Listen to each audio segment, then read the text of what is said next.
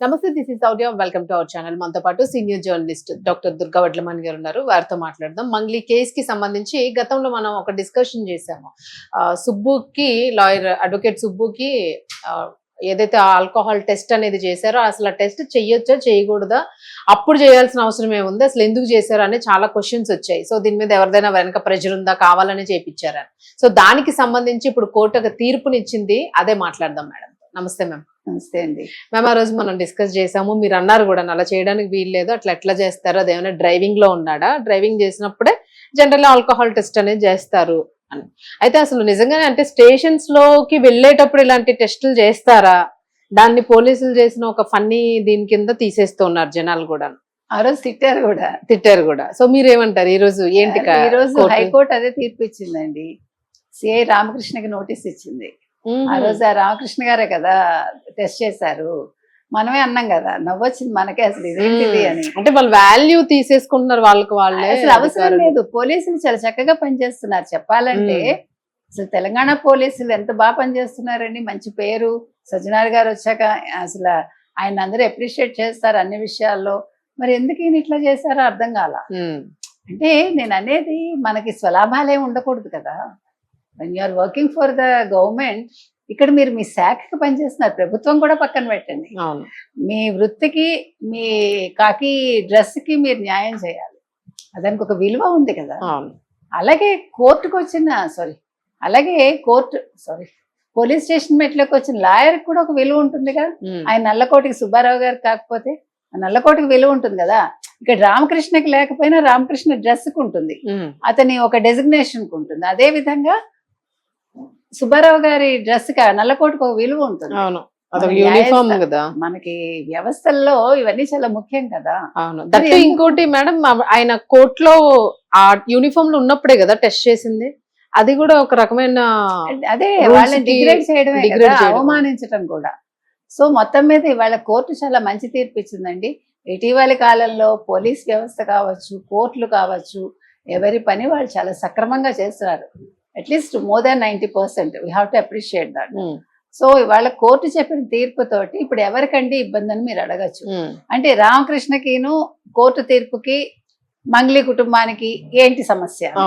ఇక్కడ సమస్య అంటే ఇప్పుడు కోర్టు చాలా కరెక్ట్ గా సమాధానం ఇచ్చాక, ఒక తీర్పు ఇచ్చాక, రేపొద్దున మంగ్లీ నాకేం తెలియదన్నా, మంగ్లీ చెల్లెలు బయటికి రాకపోయినా, మంగ్లీ తమ్ముడు మొహం చూపించి వెళ్ళిపోయినా, మాట్లాడకపోయినా ఖచ్చితంగా కేసు అయితే ఉంటుందిగా. ఈ కేసులో వాళ్ళ ఇన్వాల్వ్మెంట్ ఏంటి అనేది ఖచ్చితంగా బయటకు తీయమని కోర్టు చెప్తుందిగా.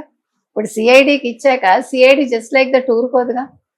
ఇవాళ మొత్తం రేట్స్ జరుగుతాయి, మొత్తం అంతా కూపీ లాగుతారు. అసలు ఎక్కడ మొదలైంది, ఎవరితో మొదలైంది? 62 మంది కంప్లైంట్ ఇచ్చారు, 100 మందికి పైగా బాధితులు అంటున్నారు. 100 మంది బాధితులు, కొంతమంది 15 లక్షలు ఇచ్చామన్న వాళ్ళు, 10 లక్షలు ఇచ్చామన్న వాళ్ళు, 5 లక్షలు ఇచ్చామన్న వాళ్ళు.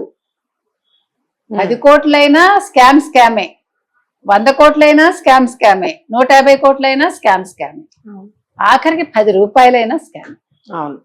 కాబట్టి ఇక్కడ ఇంకొక విషయం ఏం జరిగిందంటే, మీకు ఈ శివ ఉన్నాడు కదా తమ్ముడు, ఇతను సిమెంట్ ఫ్యాక్టరీలో కూడా పెట్టుబడులు పెట్టించాడు వీళ్ళ చేత. మా తమ్ముడికి ఏం తెలియదు అని మంగ్లీ అంటున్నారు కదా. ఆవిడ ఒక ఇల్లు తీసుకున్నారట, ఆ ఇంటికి మధు వచ్చి వెళ్ళేవాడు, మధు ఉండేవాడు అక్కడ అనే ఒక న్యూస్ కూడా వస్తుంది. సో ఇందులో నిజాలు తెలియాలి. అవును, మధు ఖండించినట్టున్నాడు కదా సార్, ఖండించినట్టున్నాడు కదా మేడం. ఏమని? మంగ్లీకి మాకు సంబంధం లేదు. ఇప్పుడు నువ్వు సంబంధం లేదంటే మరి మంగ్లీ పేరు ఎందుకు బయటకు వచ్చినప్పుడు మొత్తం నువ్వే చేసావా? అంతే అంటారా? మొత్తం తిరిగి ఇటే పడుతుంది మరి. అంతే కదండి. ఇప్పుడు మంగ్లీకి సంబంధం లేదు, ఓకే, వెల్ అండ్ గుడ్. నువ్వు కొన్ని ఫోటోలు చూపించేసావు, సుబ్బారావు, సరిత, ఆ తర్వాత హిమావతి రెడ్డి అతను, వాళ్ళే దొంగలు అంటున్నావు. మరి అప్పుడు నువ్వేంటి? అందరూ పెయిడ్ ఆర్టిస్టులు అనేది, అందరూ పెయిడ్ ఆర్టిస్ట్. మరి నువ్వేంటి? నువ్వు పెయిడ్ ఆర్టిస్ట్వేనా?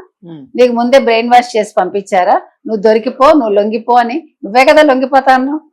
నేను మియాపూర్లోనే ఎక్కడో పోలీసులు పట్టుకున్నారు కదా. అంటే మీరు ఆడితే డ్రామా కాదు, ఎదురువాడు మాట్లాడితే డ్రామా. ఇవాళ మధు అనేవాడు ఫుల్ గా ఇరుక్కున్నాడు. ఇప్పుడు ఈ 100 కోట్లో 50 కోట్లో 10 కోట్లో ఎక్కడ దాచారు? మంగ్లీ ఏమంటోంది, నా ఇంట్లో దాచిపెట్టినట్టు ఫోటో పెట్టి నోట్ల కట్ల మీద నా ఫోటో పెట్టారు అని ఒక ఇంటర్వ్యూలో చెప్తోంది. ఇంకో ఫన్నీ ఏంటి తెలుసా, ఇంటర్వ్యూలో మీరు బాయిలో బల్లి ఆ పాటకి భలే డాన్స్ చేశారండి, చాలా ఇదిగా యాంకర్ అడుగుతోంది. ఒక పక్క ఇది ఒక సీరియస్ ఇష్యూ, ఆవిడ అది అడుగుతోంది. అదే ఆవిడ మళ్ళీ సోషల్ యాక్టివిస్ట్. మనకి నవ్వాలా ఎడవాలో అర్థం కాదు, పరిస్థితి అట్లా అయిపోయింది. పరిస్థితి అట్లా ఉంది. దేని మీద ఎలా స్పందించాలనేది ఒక కన్ఫ్యూజన్. అంటే అందరూ జర్నలిస్టులు అయితే ఇలాగే ఉంటుంది. మనం ఎవరిని తక్కువ చేయట్లా, మనకు అనవసరం కూడా. కానీ అడిగే విధానం, అడిగిన ప్రశ్నలు అవును మనకి ఆశ్చర్యంగా ఉన్నాయి అంతే. అవును మేమేదో సమాజాన్ని ఉద్ధరించడానికి పుట్టామంటున్న వాళ్ళందరూ కూడా ఇవి మాట్లాడుతుంటే. సో మొత్తం మీద మీరు తీసుకుంటే కనుక అయితే ఇవాళ మంగ్లీ చెల్లెలు, మంగ్లీ తమ్ముడు, మరి ఇంకెవరెవరు ఇన్వాల్వ్ అయి ఉన్నారు, మా అమ్మ నాన్న ఏమైపోతారు, సడన్ గా ఆవిడకి అదొక బాధ పట్టుకుంది. ఇంకా అదంతా అనవసరం. అదంతా ఒకసారి తప్పు అనవసరం చేసి కదా. ఏదైనా మీరు మీ అది caste ఏంటి, చట్టాలు మీ వేరు, creed కుటుంబాలు ఏంటి, వేరు. మీ తల్లి తండ్రి బాధపడతారా లేదా, ఇది కాదు. మరి బాధితుల బాధ ఎవరికి చెప్పుకోవాలి? అవును. అయినా ఒకసారి చట్టంలోకి ఎంటర్ అయిన తర్వాత ఇవన్నీ కాదు. ప్రొఫెషన్ ఇల్లు ఎలాగో కేసు తమ్ముడే ప్యాకెట్ దానికి దీనికి అందుకని ఏది సంబంధం ఉండదు. కాబట్టి ఇవాళ మంగ్లీ